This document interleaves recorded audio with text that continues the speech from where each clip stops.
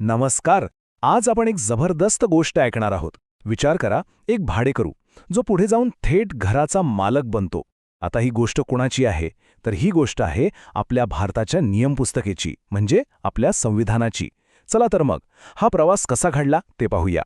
आता मनात एक प्रश्न येतोच नाही का, की एक कंपनी जी फक्त आणि फक्त व्यापार करायला आली होती, तिने एका अख्ख्या देशाच्या संविधानाचा पाया कसा घातला असेल? म्हणजे विचार करा, व्यापारी ते थेट कायदे बनवणारे. हे कोडं खरंच खूप इंटरेस्टिंग आहे आणि आज आपण तेच सोडवणार आहोत. ओके, तर हा आहे आपला रोडमॅप. बघा, आपण सुरुवात करणार आहोत 1600 सालापासून, जेव्हा आपला भाडेकरू पहिल्यांदा आला. मग तो मॅनेजर कसा बनला, मग एक मोठं संकट कसं आलं, आणि अखेरीस थेट 1950 पर्यंत जेव्हा आपण स्वतःच्या घरासाठी स्वतःची नियमपुस्तिका बनवली. चला तर मग या प्रवासातल्या प्रत्येक टप्प्यावर एक नजर टाकूया. चला तर मग आपल्या गोष्टीच्या पहिल्या भागाकडे वळूया. कल्पना करा, भारत म्हणजे एक मोठं घर आहे आणि याच घरात आता एक नवीन भाडेकरू येतोय. तर गोष्ट आहे 1600 सालची. ईस्ट इंडिया कंपनी राणी एलिझाबेथची परवानगी घेऊन भारतात आली. त्यांचं ध्येय अगदी सरळ साधं होतं, फक्त व्यापार, दुसरं काहीही नाही. म्हणजे आपल्या घराच्या गोष्टीनुसार ते फक्त एक भाडेकरू होते, ज्यांनी व्यवसायासाठी एक छोटीशी खोली भाड्याने घेतली होती, बस. पण कहाणी ट्विस्ट तर येणारच होता. जो भाडेकरू फक्त एका खोलीपुरता मर्यादित होता, तो हळूहळू संपूर्ण घराचाच कारभार सांभाळू लागला. अहो, व्यापारी ते थेट व्यवस्थापक. हा बदल कसा झाला? चला पाहूया. आता हे वर्ष लक्षात ठेवा, 1765. हे ते वर्ष होतं ज्याने सगळं काही बदलून टाकलं. या एका वर्षाने त्या भाडेकरूच्या हातात थेट घराच्या व्यवस्थापनाची किल्ली दिली. इथूनच भारताच्या इतिहासाने एक वेगळंच वळण घेतलं. तर मग 1765 मध्ये असं काय झालं? कंपनीला मिळाले दिवाणी हक्क. आता हा शब्द जरा जड वाटेल, पण याचा अर्थ सोपा आहे. याचा अर्थ होता की कंपनीला आता बंगाल, बिहार आणि ओरिसामधून टॅक्स म्हणजे महसूल गोळा करण्याचा आणि दिवाणी खटल्यांचा निकाल देण्याचा अधिकार मिळाला. म्हणजे पैसा आणि न्याय दोन्ही त्यांच्या हातात. आता आपल्या घराच्या गोष्टींवर परत येऊया.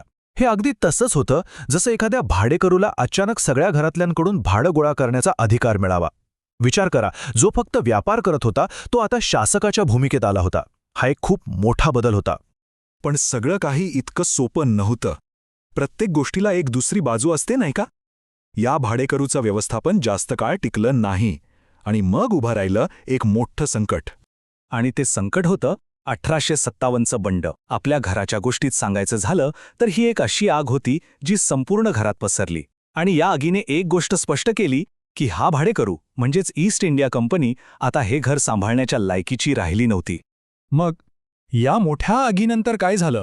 आता थेट मूळ मालकानेच एंट्री घेतली. म्हणजे ब्रिटिश सरकारने आता थेट सगळा कारभार आपल्या हातात घेतला. इथे बघा, फरक अगदी स्पष्ट दिसतोय. 1858च्या आधी राज्य होतं एका कंपनीचं, जी फक्त व्यवस्थापक होती. आणि 1858 नंतर थेट ब्रिटिश सरकार, जे आता मालक बनले होते. म्हणजे मॅनेजर गेला आणि मालक स्वतः आला.